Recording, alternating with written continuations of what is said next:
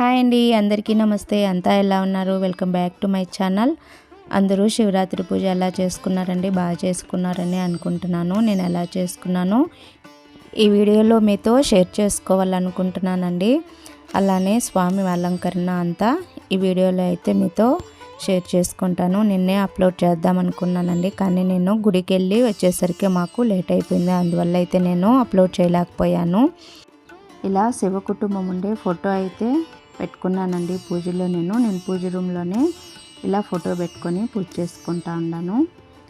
ఈ ఫోటోకి గంధంతో, కుంకుమతో, అలానే విభూతితో ఇలా బొట్లతో అందంగా అలంకరించానండి. తర్వాత ఇలా జిల్లేడు పూలు కూడా తెచ్చి జిల్లేడు పూలు ఇలా మాలైతే కట్టుకున్నాను. ఈరోజు జిల్లేడు పూలతో కానీ ఎర్ర మందార పూలతో కానీ స్వామికి అలంకరిస్తే చాలా మంచిదండి. జిల్లేడు పూలతో మనం కనుక పూజ చేసుకుంటే కనుక. తర్వాత నేను పిండి దీపం పెట్టుకోవటానికి ఇలా ప్లేట్లో కొద్దిగా బియ్యం వేసి, బియ్యంలో పైన కొద్దిగా పసుపు కుంకుమ వేసుకొని ఇలా మారేడు దళాలు అయితే పెట్టుకున్నానండి. ఈరోజు మారేడు దళం పైన కనుక దీపం పెడితే చాలా మంచిదండి. అందుకనేసి ఇలా మారేడు దళం అయితే పెట్టుకున్నాను. ఇలా పిండి ప్రమిదిని అయితే రెడీ చేసుకున్నానండి. కొద్దిగా ఆవు పాలు వేసి బియ్యం పిండిలో కలుపుకొని ఇలా పిండి ప్రమిదిని రెడీ చేసుకున్నాను. తర్వాత పిండి ప్రమిదికి ఇలా గంధంతో అడ్డనామాలు పెట్టుకొని బొట్టు పెట్టేసుకొని ఈ మారేడు దళాల పైన అయితే ఈ పిండి ప్రమిదిని పెట్టుకున్నానండి. అలానే ఈరోజు నేను నారికేళ్ళ దీపం కూడా పెట్టుకున్నానండి. శివరాత్రి రోజు మామూలుగా నేను కార్తీక పౌర్ణమి రోజు, మాఘ పౌర్ణమి రోజు అయితే తప్పనిసరి పెట్టుకుంటాను. అలానే ఈరోజు కూడా నేను నారికేళ్ళ దీపం పెట్టుకున్నాను. ఇలా ముందుగానే కొబ్బరికాయ కొట్టేసుకొని కింద మనము 3 కళ్ళు ఉంటాయి కదండి, ఆ కళ్ళు ఉండే కొబ్బరి చెప్పుకైతే ఇలా విభూతితో 3 నామాలు అడ్డనామాలు తీసేసుకొని గంధంతో కుంకుమతో బొట్లు పెట్టుకొని ఓ ప్లేట్లో కొద్దిగా బియ్యం వేసి బియ్యం పైన పసుపు కుంకుమ వేసేసుకొని ఈ నారికేళ్ళ దీపం పెట్టుకోవాలండి. దీపాలు రెడీ చేసుకున్నాక తర్వాత వినాయకుడి విగ్రహం కూడా ఇక్కడ పెట్టుకున్నానండి నేను. అలానే వినాయకుడి విగ్రహానికి ఇలా తెల్ల జిల్లేడు పూలతో అయితే అలంకరించాను.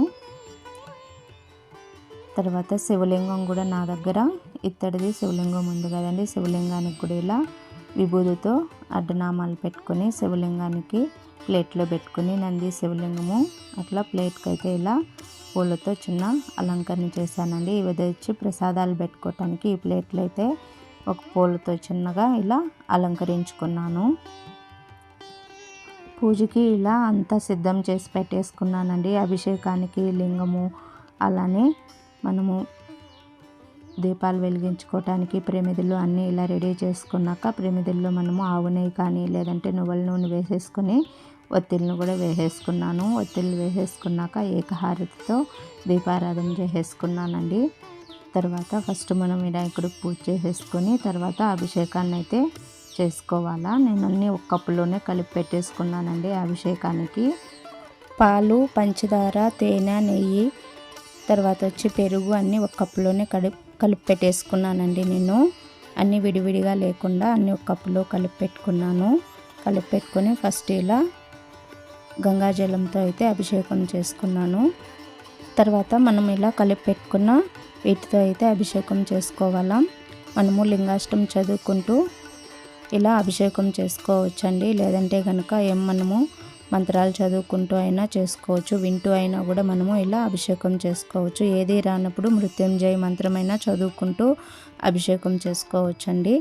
తర్వాత ఇలా అభిషేకం చేసుకున్నాక కర్పూరంతో హారతి చేసుకున్నాక ఇవంతా ఒక గిన్నెలోకి తీసుకొని మనము ప్రసాదంగా తీసుకోవాలండి. మనము దేవుడి దగ్గర పెట్టేసి తర్వాత శుద్ధోదక స్నానం చేయించడానికి మళ్ళీ ఇలా నీళ్ళతో నీట్గా చేపించేసుకున్నాక అభిషేకము తర్వాత ఒక మంచి వాడిన క్లాత్తో మొత్తము లింగాన్ని అంతా తుడిచేసుకున్నాక గంధంతో కుంకుమతో ఇలా విభూతితో మూడిటితో ఇలా మనము లింగాన్ని ఇలా అలంకరించుకొని తర్వాత బిల్వపత్రం అయితే ఈరోజు తప్పనిసరి మనము బిల్వపత్రానికి కూడా నేను ఇలా 3 నామాలు విభూతితో పెట్టి ఈ బిల్వపత్రాన్ని కూడా ఇలా శివలింగం పైన అయితే పెట్టుకున్నానండి.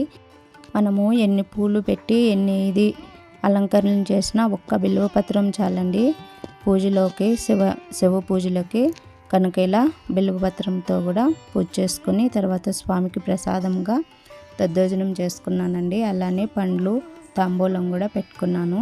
తర్వాత ధూపంతో హారతి ఇచ్చేసుకున్నాక తర్వాత మృత్యుంజయ మంత్రం చదువుకుంటూ నేనైతే ఇలా జిల్లేడు పూలతో పూజ చేసుకున్నాను. తర్వాత కర్పూరం నీరాజనం ఇచ్చేసుకున్నాక కొద్దిగా పూలు తీసుకొని స్వామి దగ్గర వేసుకొని దండం పెట్టుకున్నానండి.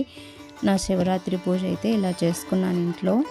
తర్వాత మేమైతే గుడికి వెళ్ళామండి, తలకోనకి వెళ్ళాము. అక్కడ కూడా శివ దర్శనం అయితే మాకు చాలా బాగా జరిగిందండి. తర్వాత కళ్యాణం కూడా చూసుకొని మేము వచ్చేసరికి నైట్ 8 అయిపోయిందండి. అందువల్ల నేనైతే వీడియో అయితే అప్లోడ్ చేయలేకపోయినాను. నా పూజ అయితే శివరాత్రికి ఇలా జరిగిందండి ఇంట్లో. చూసారు కదా, ఈ వీడియో మీకు నచ్చిందని అనుకుంటున్నాను. ఈ వీడియోలో ఏమైనా తప్పులు ఉంటే క్షమించండి. అలానే మన ఛానల్ సబ్స్క్రైబ్ చేయండి, లైక్ చేయండి, షేర్ చేయండి. ఒక మంచి వీడియోతో మళ్ళీ కలుద్దాం.